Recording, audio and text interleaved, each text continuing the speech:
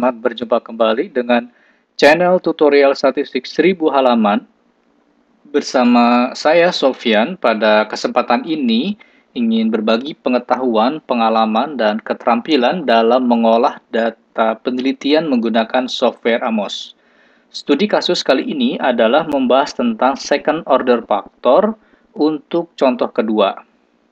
Proyek penelitian kali ini adalah pengaruh religiositas terhadap motivasi dan kepuasan, di mana religiositas diukur secara second order factor, sedangkan motivasi dan kepuasan diukur oleh first order factor. Ini adalah bentuk second order dari religiositas, di mana religiositas diukur oleh 5 dimensi atau subvariabel, ya. Kemudian setiap dimensi diukur kembali oleh setiap item pengukurannya.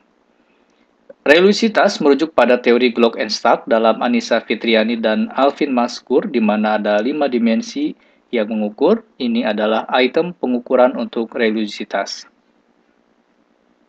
Model estimasi di dalam SEM ada dua pendekatan, yaitu one-step approach dan two-step approach, di mana kami akan menggunakan yang direkomendasikan oleh Anderson and Gerbing 1988 tentang two-step approach, yaitu estimasi dulu pada CFA model pengukuran hingga memperoleh goodness of fit yang baik, ya, dapat dilakukan spesifikasi model pada tahap ini.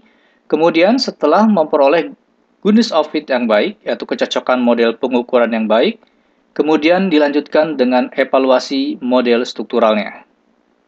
Baik, Bapak Ibu, ini adalah langkah CFA-nya, kira-kira seperti ini, yang melibatkan variabel religiositas, motivasi, dan kepuasan. Terakhir, ini adalah model strukturalnya. Kita akan menguji atau latihan dengan software AMOS. Bapak Ibu buka dulu software AMOS, kemudian akan tampil layar seperti ini dan membuat model pengukuran second order-nya dulu untuk religiositasnya, ya. Kemudian kita tambahkan, ya, untuk motivasi dan kepuasannya. Motivasi diukur oleh 4 item dan kepuasan diukur oleh 3 item. Baik, kita simpan di sini. Ya. Oke, ini sudah. Kemudian kita atur dulu di sini.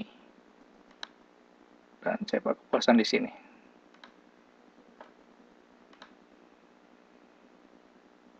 Oke, kemudian kita berikan nama dulu. Di sini adalah motivasi.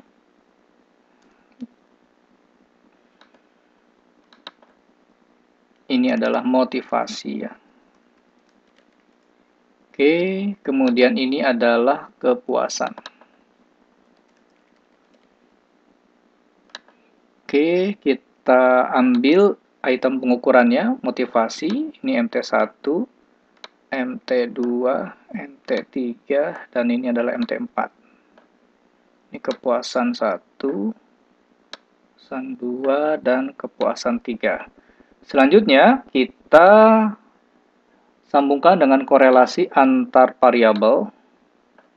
Motivasi dengan kepuasan, kepuasan dengan religiositas, kita rapikan. Sebelum dilakukan estimasi, ya, kami ingin memastikan bahwa pada tahap second order, ya, dari religiositas arah panah menuju dimensi disimpan satu variabel error di sini. Demikian dengan religiositas praktis, jadi setiap dimensinya disimpan variabel errornya. Ya, setiap arah panah dari arah religiositas menuju ke dimensi disimpan variabel errornya.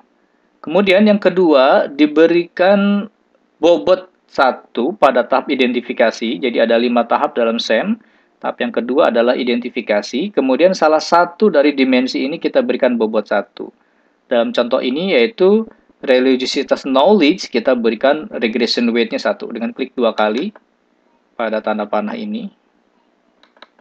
Nah, kemudian klik parameter dan kita beri bobot 1 seperti ini. Kita tutup. Yang lainnya kita free estimate, ya, biarkan dibebas ditaksir oleh AMOS. Kemudian klik view analysis properties untuk memastikan outputnya, ini diklik. Klik indirect effect-nya, kemudian modification index-nya kita klik. Sudah, kemudian bootstrap-nya kita klik untuk menghasilkan uji mediasinya. Sudah, kita tutup. Langkah selanjutnya kita run untuk mengevaluasi dulu 7 variabel are unnamed. Oke. Oke, ada peringatan dari ini yang belum adalah variable error ini. Belum kita beri nama. Oke, kita plug in name. Sudah, kita run kembali. Oke, sudah. Evaluasi tahap awal adalah memastikan standardized loading factor pada first order. Nah, ini valid, SLF-nya, loading faktornya di atas 0,50, valid, valid, valid, dan valid. Demikian juga dengan motivasi. Kecuali motivasi 4, kita drop, dan kepuasan 1. Maka kita klik ini, kita buang dulu motivasi 4. Ya. Kita buang dulu motivasi 4 dan kepuasan 1. Ya, selanjutnya kita ini kan dulu ya, rapihkan. Oke. Kita rapihkan dulu kepuasan.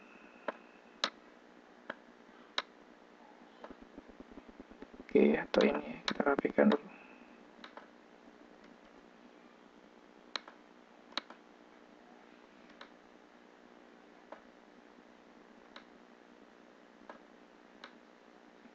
Oke, tidak. Kita run aja langsung.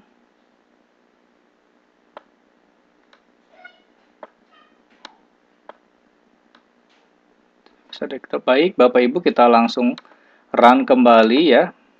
Oke.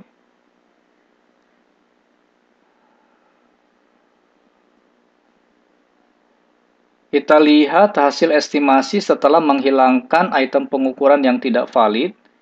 Ya, kita run. Tidak keluar hasilnya, kita periksa ya. Kita periksa coba outputnya. Ada apa nih, tidak keluar hasilnya.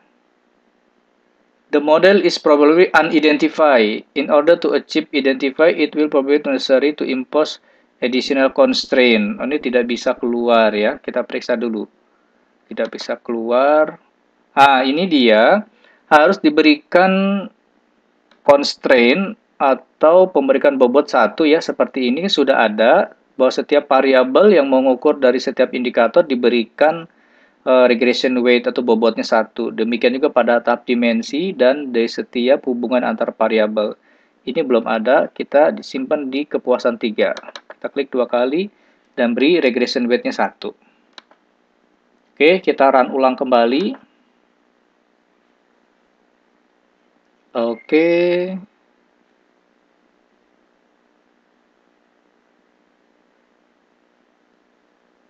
Nah, sudah keluar hasilnya, kita periksa. Loading vektornya bagus semua, ini juga bagus. Ini 0,90 bagus, ini 0,81 dan 90 bagus. Kemudian goodness of fit-nya, RMCA-nya sangat bagus ya, di bawah 0,08, berarti good fit. Hanya GFI-nya yang buruk ya, tapi CFI-nya sangat tinggi, sedangkan rasio chi-square dengan degree of freedom-nya sudah cukup baik, probability-nya. Secara keseluruhan kita lihat dulu output-nya. Lihat text output, kemudian estimate-nya. Kita pastikan bahwa semuanya signifikan, sudah bagus. Kemudian pada first order, ini adalah first order. Ya, first ordernya sudah bagus di atas 0,5 ya. Ini menunjukkan valid. Dan second ordernya, ini pada tahap second order, hubungan antara dimensi dengan variabelnya. Bahwa setiap dimensi ini mencerminkan pengukuran variabel religiositas juga di atas 0,50. Ini menunjukkan model fit ya, valid dan model fit. Kemudian melihat goodness of fit-nya di sini, rasionya bagus, rata standardized residual juga bagus di bawah 0,05. Kemudian CFI-nya sangat tinggi, TLI, walaupun dua indikator ini, dua ukuran goodness of fit-nya, NAP dan RFI masih kurang fit. Tapi secara keseluruhan model ini dapat diterima, ya RMCA-nya sudah bagus. Kemudian langkah selanjutnya kita bisa melakukan pengujian model strukturalnya. Ya, kita simpan dulu, save model ini. Kemudian kita save as. Ya, kita save as dulu model penelitiannya. Model struktural second order. Oke. Model struktural second order. Kemudian kita hilangkan dulu. Ya, ini kita hilangkan. Kita hilangkan korelasi antar variabelnya. Kemudian kita hubungkan reliabilitas terhadap motivasi, motivasi terhadap kepuasan, dan reliabilitas kepuasan. Kita rapihkan dulu. Setiap variabel endogen wajib diberikan variabel error. Kita klik. Motivasi endogen, kita berikan variabel error. Kepuasan juga kita berikan variabel error. Kita berikan nama variabel errornya. Sudah, kita rapihkan variabel error untuk motivasi, disimpan di luar. Ya, kemudian kita rapihkan lagi.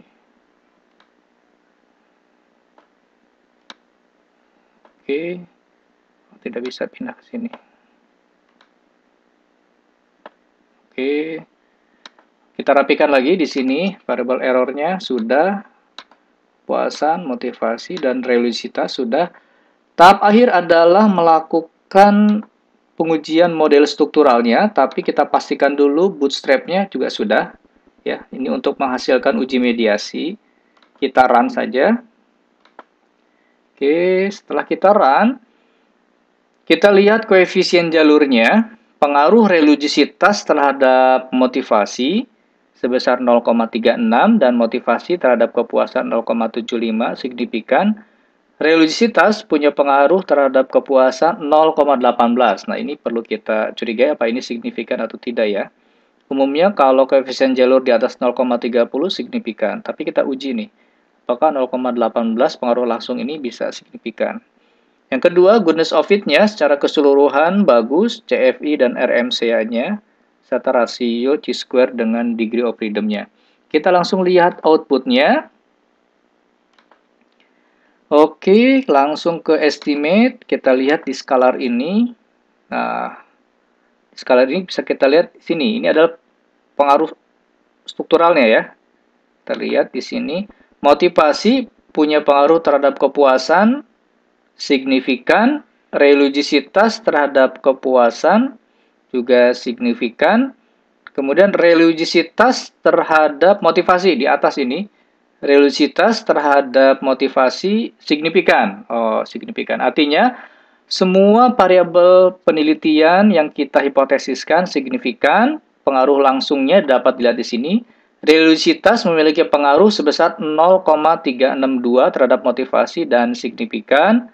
Motivasi punya pengaruh langsung terhadap kepuasan 0,747 signifikan.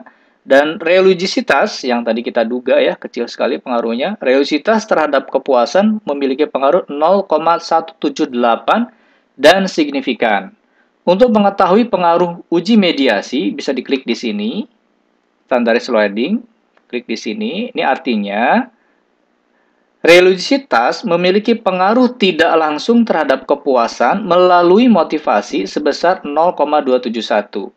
Atau motivasi berperan sebagai memediasi pengaruh religiositas terhadap kepuasan sebesar 0,271. Apakah ini signifikan? Bisa dilihat di sini signifikansinya. Detail. Nah, ini probability untuk uji mediasi signifikan. Artinya, religiositas memiliki pengaruh tidak langsung terhadap kepuasan melalui motivasi sebesar 0,271 dan signifikan dengan probability 0,010 di bawah 0,05.